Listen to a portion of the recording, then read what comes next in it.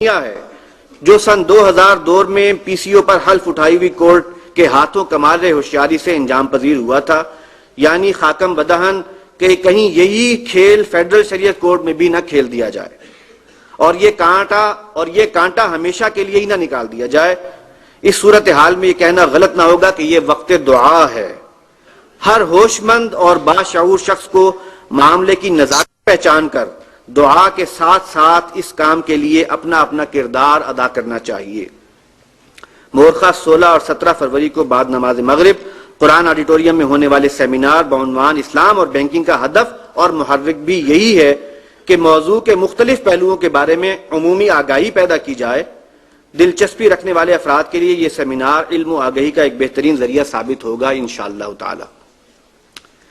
حضرات، یہ اس کا ایک پس منظر میں نے آپ کے سامنے رکھ دیا۔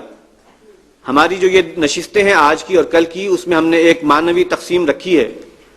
آج ہم سود کے متعلق، ربا سے متعلق کچھ اصولی باتیں جو ہیں اس پر گفتگو سنیں گے۔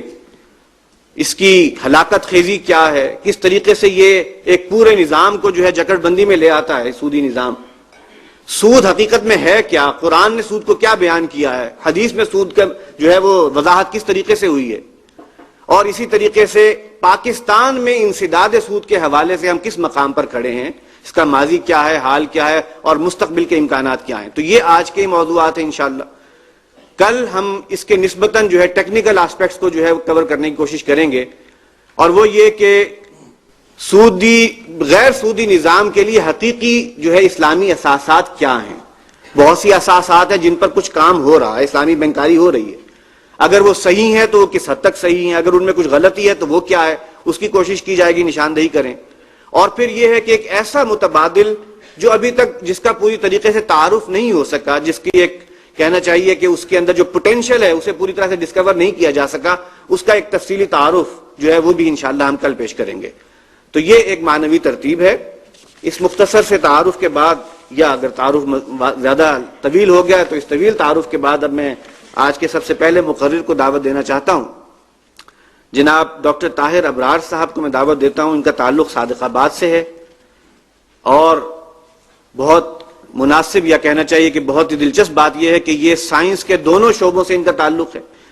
فزیکل سائنسز سے بھی یہ آئی سرجن ہیں، آئی اسپیشلسٹ ہے، آئی سرجن ہے، اور ساتھ ہی سوشل سائنسز سے بھی ان کا تعلق ہے۔ ایک طویل عرصے سے جو ہے اسلامی نظام، خاص طور پہ بینکاری کا نظام اور کیسے غیر سودی نظام کام کرے گا، اس پر یہ کام کر رہے ہیں۔ مختلف جو فورم پہ جا کر لیکچرز دیتے ہیں۔ آئی بی اے سکھر میں جو ہے یہ مستقل لیکچر دیتے ہیں ان موضوعات کے اوپر۔ تو ہمارے آج کے پہلے مقرر ڈاکٹر طاہر ابرار صاحب ہیں۔ ان کے لیے ہم نے جو موضوع تجویز کیا ہے وہ ہے جدید نظام بینکاری اور عالمی مالیاتی شکنجہ، تاریخ کے تناظر میں۔ میں دعوت دیتا ہوں ڈاکٹر طاہر ابرار صاحب۔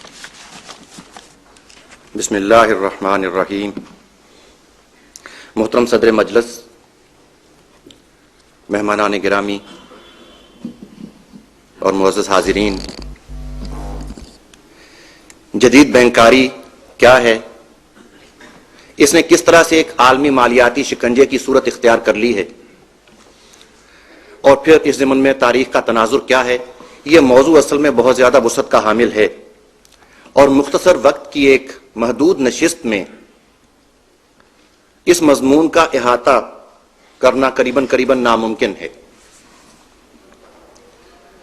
اب یہاں غالب کا مجھے وہ شعر بھی یاد آ رہا ہے کہ ان کے اشعار کو مشکل سمجھتے ہوئے جب لوگوں نے اعتراض اٹھایا تو غالب نے کہا کہ آساں کہنے کی کرتے ہیں فرمائش، گوئم مشکل وگرنہ گوئم مشکل۔ اب کہتا ہوں تو بھی مشکل ہے، نہیں کہتا تو بھی مشکل ہے۔ تو اب سوچا میں نے یہ ہے کہ کچھ زیر سطح حقیقتیں اور کچھ معلوم حقائق، ان کو اس انداز میں، قدرے غیر روایتی انداز میں آپ حضرات کے سامنے رکھتا چلا جاؤں، اور کچھ بلینکس کو آپ وہ فل کرتے چلے جائیں۔ اس طرح سے محدود وقت میں ایک پورٹریٹ، ایک تصویر اس خون آشام درندے کی، یہ جو جدید بینکاری کی صورت میں عالمی مالیاتی شکنجہ جسے ہم کہہ رہے ہیں، اس کی ایک تصویر مکمل ہو سکے، اور ہمیں اندازہ ہو سکے کہ عہد حاضر کس عذاب میں مبتلا ہے اور عذاب کی اس بھٹی کو دہکانے والے اور دہکاتے چلے جانے والے کون ہیں. چونکہ ہمارا جو مجمع ہے مجھے اندازہ ہے کہ اکثر لوگ بینکاری اور معاشیات یہ چونکہ یوں کہنا چاہیے اسپیشلٹیز ہیں تو ان کا تعلق ان اسپیشلٹی سے نہیں ہے, ان مضامین سے نہیں ہے. اس لیے سب سے پہلے میں بینکاری کے ضمن میں ایک موٹی سی بات یہ بتا دوں کہ بینکاری اصلاً دو چیزوں کا مرکب ہے. 13ویں اور 14ویں صدی میں جب یہ بینکاری منظم ہونا شروع ہوئی تھی اس وقت سے لے کر آج تک اگرچہ نئی اختراعات نے, ٹیکنالوجی نے اس کی شکل و شباہت میں بہت سی تبدیلیاں پیدا کی ہیں, لیکن اصلاً یہ بینکاری جو ہے سود اور جزوی ریزرو, فریکشنل ریزرو جسے کہا جاتا ہے, ان دونوں کا مرکب ہے. تیسرا ایڈوانس جو حقیقی معنوں میں ہوا ہے جدید بینکاری میں وہ میں سمجھتا ہوں کہ الیکٹرانک منی ہے, لیکن یہ موضوع طویل ہو جائے گا. الیکٹرانک منی جو ہے اس کے نتائج و عواقب کیا ہوں گے اس کے بارے میں ابھی کچھ کہنا جو ہے وہ قبل از وقت ہے. لیکن اصلاً بینکاری کی یہ مضبوط عمارت جن دو انتہائی یوں کہنا چاہیے کہ مستحکم بنیادوں پر کھڑی ہے اب تک, اس میں ایک تو سود ہے جس کے بارے میں ہم تقریباً واقف ہیں. سود کے بارے میں جو تفصیلی گفتگو ہے وہ کل ہمارے ایک فاضل مقرر کریں گے اور شرعی اصلاحات کی روشنی میں اس کی وضاحت مزید ہو جائے گی انشاءاللہ. لیکن عام طور پر سود کا جو تصور ہمارے ذہنوں میں ہے اس وقت بات سمجھانے کے لیے وہ بھی کافی ہے. البتہ دوسری چیز جسے فریکشنل ریزرو یا جزوی ریزرو کہا جاتا ہے اس سے اکثر حضرات واقف نہیں ہیں. بینکروں نے اصل میں آغاز میں ہی یہ شرط منوا لی تھی کہ وہ اپنے سرمایہ کا 10 گنا قرض کے طور پر جاری کریں گے. یعنی اگر ایک بینک کے پاس 1 ارب روپیہ یہ ابتدائی ڈپازٹس ہیں یا اس کا پیڈ اپ کیپٹل ہے یا سرمایہ کہہ لیجئے, تو وہ بینک 10 ارب روپے کے قرضے جاری کرنے کا حقدار ہے.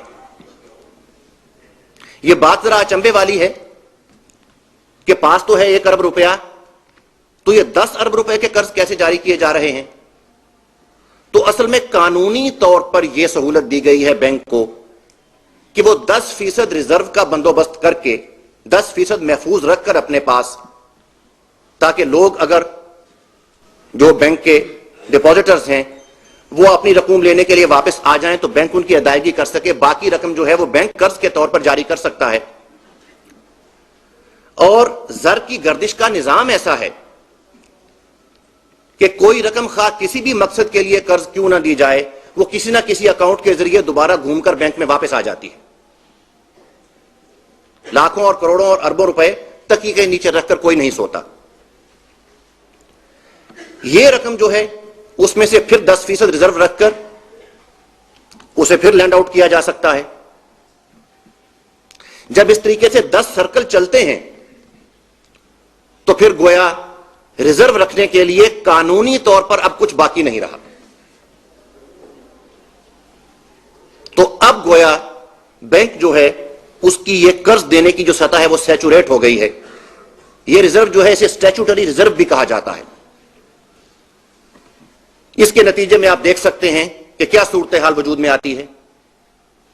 1 ارب روپے کی رقم 10 ارب روپے میں تبدیل ہو جاتی ہے. یہ جو 9 ارب روپے اضافی ہیں اسے ایک سکاٹ ماہر معاشیات نے آؤٹ آف سائٹ کرنسی کا نام دیا تھا. یہ وہ کرنسی ہے جو نظر نہیں آتی لیکن یہ ایگزسٹ کرتی ہے. اور یہ جو شور مچایا جاتا ہے کہ کسی حکومت نے اگر کچھ کرنسی اور پرنٹ کر لی تو انفلیشن ہو جائے گی, قیمتوں میں اضافہ ہو جائے گا, اس انفلیشن کے اور بھی اثرات ہوں گے.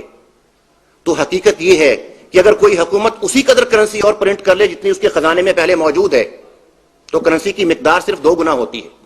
لیکن جب یہی کرنسی بینکنگ سیکٹر کے اندر آتی ہے تو یہ 10 گنا ہو جاتی ہے. انفلیشن اصل میں یہاں پیدا ہوتی ہے, لیکن اس حقیقت کا سراغ آپ کو منی اینڈ بینکنگ کی کتابوں میں کہیں نہیں ملے گا.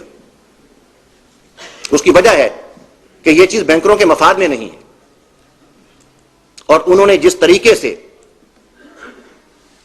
عہد حاضر میں اجتماعی اداروں کو اپنی گرفت میں لے رکھا ہے اس کی وجہ سے حقیقت کی نقاب کشائی کر